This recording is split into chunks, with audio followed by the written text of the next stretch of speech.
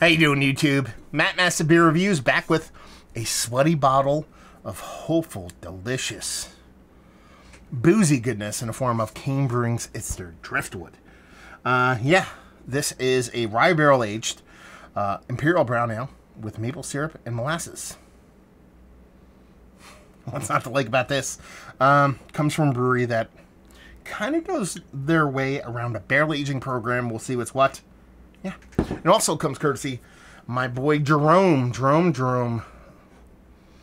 the metronome. Yeah. I am in the mood for a big old boozy beer. It is humid and sweaty here in Northwestern. Yeah, kind of, sort of. New Jersey. We'll see what's what. This has actually been sitting in my fridge for about a week or so. I've been eyeballing it up like it stole money from me for, yeah, since it landed. And, yeah, it's happening. It's happening now. So we'll see how this sucker lands. You're talking about an Imperial brown ale. Why not a barley wine? I don't know, actually. I can't answer that question for you guys. Because you're talking about 12.5%. I mean, they're going for, what I assuming they're going for is something that isn't as rich and sweet.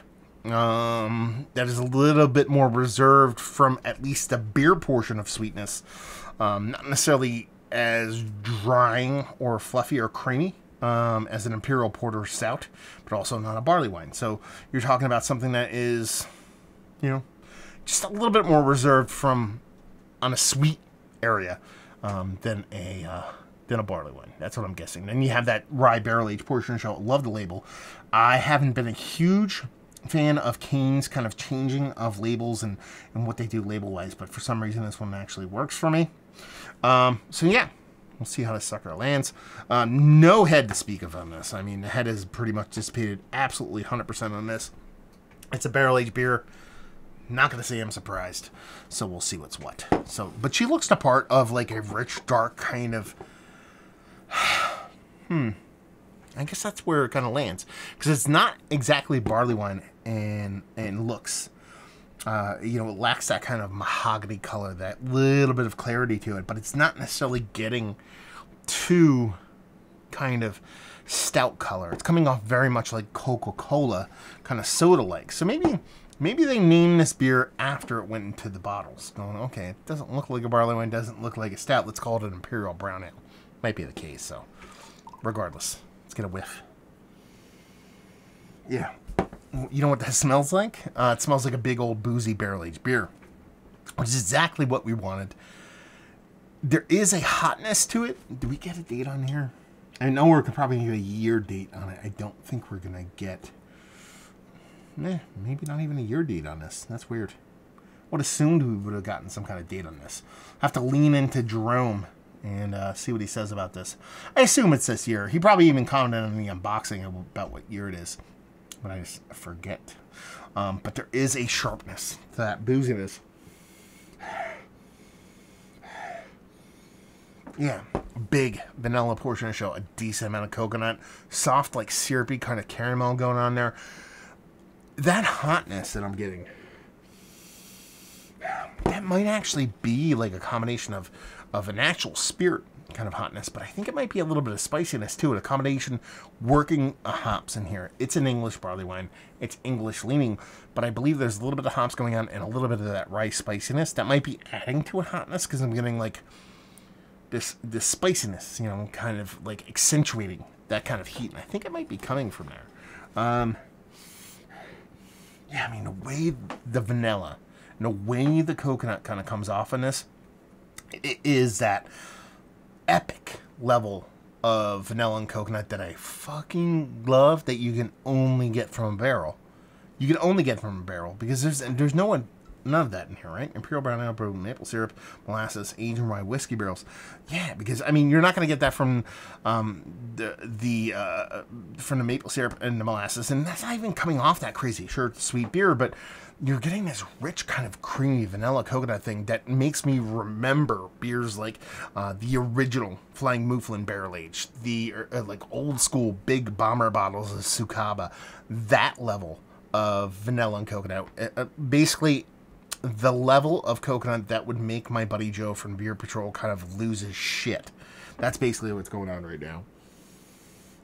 Yeah, it smells fantastic. Let's dive in.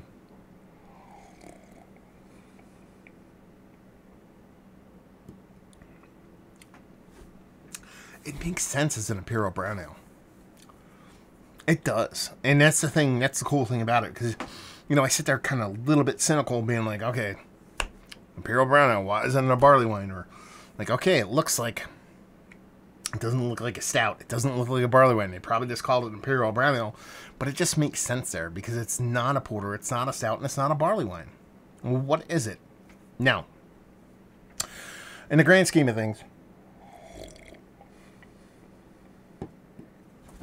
what you get is a little bit, a touch, which probably makes the beer for me, of lively carbonation right off the get. Like it just gives you a little bit of kind of a little spritziness. It's not spritzy, but spritzy-esque-ness that makes this beer not come off flat. When you look at it, you assume this is going to be a flat beer. It doesn't come off that way. Probably one of my favorite things about it because I was kind of worrying about that. What you get after that is this richness. Now, I think a lot of that is accentuated by that kind of maple syrup, but to a further extent, the molasses. I think the molasses brings this kind of mature sweetness to it. It's beyond maple syrup or brown sugar or just those kind of things. Because you're talking about molasses and you're talking about, in my kind of history, estimation, way it comes off in beers when it's done that way, the black strap molasses kind of thing, there's this sweetness, but it's more of a mature sweetness. It's not just sweet on sweet on sweet refined sugar. And there's always this little bit of kind of rum spiciness kind of thing going on in that. And that's what you actually get here. So appreciate that. It doesn't get overly kind of cloyingly sweet in that direction. Not going to be confused with not being a sweet beer. It's sweet. But it melds really well with the actual beer itself because it's not like just a hot spirit barrel, hot spirit beer and then a big, huge barley wine, Imperial Stout, Imperial Brown Ale. You get this kind of melding together between both the barrel and the actual beer itself that it comes off just rich and sweet and tasty. Yeah, it's nice. That coconut, that vanilla definitely follows through. It's there. Maybe it doesn't like elevate as big as the way that kind of molasses and sweetness kind of goes from the nose to the taste, but it's readily apparent.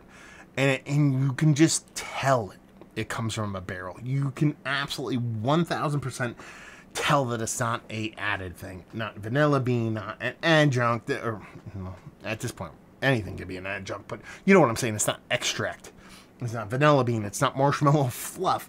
It's that kind of rich, decadent kind of vanilla and coconut that you can only get from a really a really beautiful barrel that a beer spent a definite decent amount of time in. There's no way you're getting this richness in the beer from 6 months. Unless they're doing some crazy magic hoodoo, and I wouldn't put past Kane on doing that, but it has that kind of rich decadence that you'd only get from a barrel-aged beer that's been sitting around for a while. That's why I mentioned the Flying Mouflin, the original one, not the one everyone after that, but the original one, the yellow label one.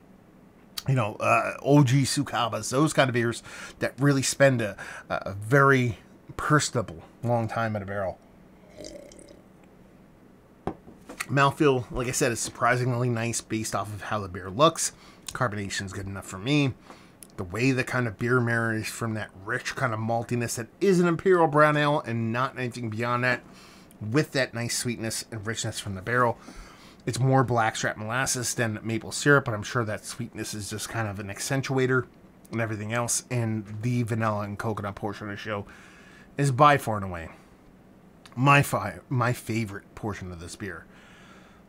And I'm not going to sit here and say it finishes or drinks dry, but I do appreciate a barrel being involved, adding a little bit of dryness to it from the tannins that just kind of rein in a little bit of that sweetness.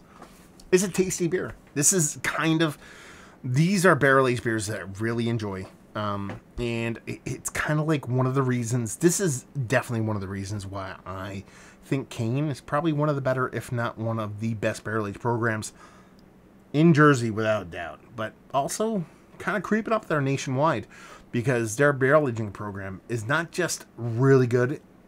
There's a lot of barrel aged beers come out of it, and a lot of them are absolutely fantastic. So yeah, great beer.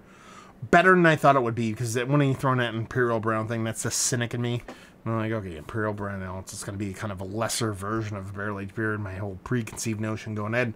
When you get a beer like this, that it not only exceeds that preconceived notion, but smashes it, kind of makes me feel like an asshole just for even thinking it. So yeah, absolutely delicious. It is an Imperial Brown Ale, aged in those barrels with those adjuncts. It lets the molasses kind of show and prove, while at the same time, the barrel character from just that vanilla and coconut portion of the show, absolutely fantastic. It's Kane. It's barrel aged beer. It's delicious. So let's talk about it. Is it one of the better barrel aged beers I've had as of late? Yes. I don't know if it's King Shoulda Fuck Mountain status, but I wouldn't argue that it's not. Let's put it that way. Value and availability, I don't know. Jerome, let me know what's what when it comes to this. I assume it just gets released and it goes away, but Kane gets some decent play in the secondary market and not a overt kind of price point on secondary, so it probably could be had.